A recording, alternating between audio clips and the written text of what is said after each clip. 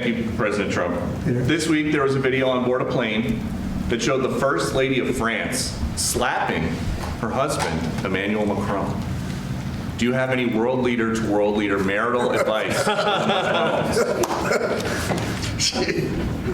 Make sure the door remains closed. That was not good. No, I spoke to him, and he's fine. They're fine. They're two really good people. I know them very well, and I don't know what that was all about, but I know them very well, and they're fine. What do you think about this Democratic Party plan to avoid being swept in every battleground state again by spending $20 million to study how to speak to American men?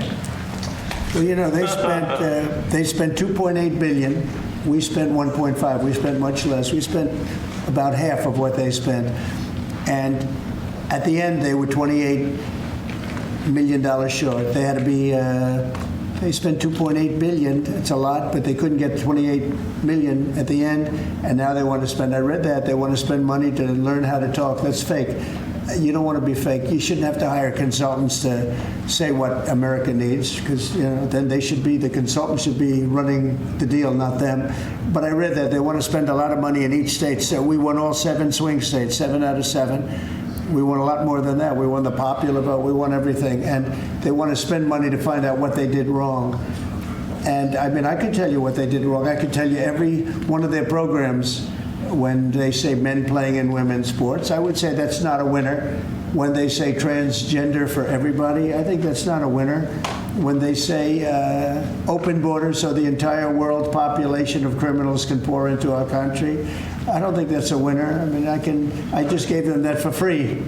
But I don't know if they'll change their ways. I see them all the time. I see people that I know in Congress, Democrats, they're trying to justify some of the things I just said. You can't justify them.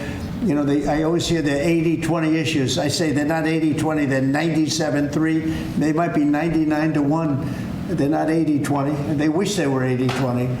And they're wasting a lot of money if they're going to continue with that nonsense. And this one's a little bit more of a page 6 question, but back when you hosted The Apprentice, you mentioned once in 2012 that Diddy was a good friend of yours back then.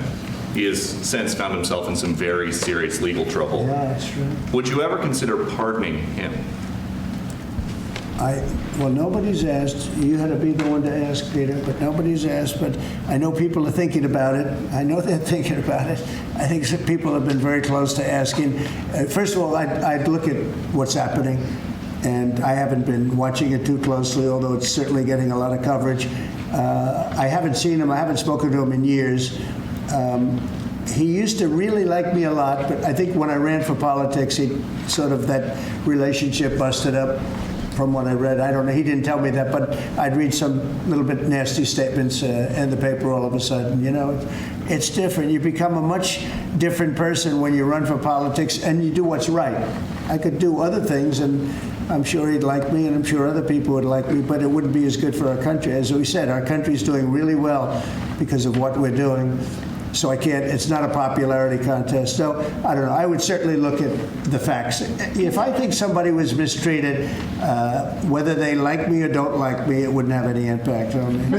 Hey, it's Will Cain. Click here to subscribe to the Fox News channel on YouTube. It's the best way to get our latest interviews and highlights. And click to subscribe to the Will Cain podcast for full episodes right now.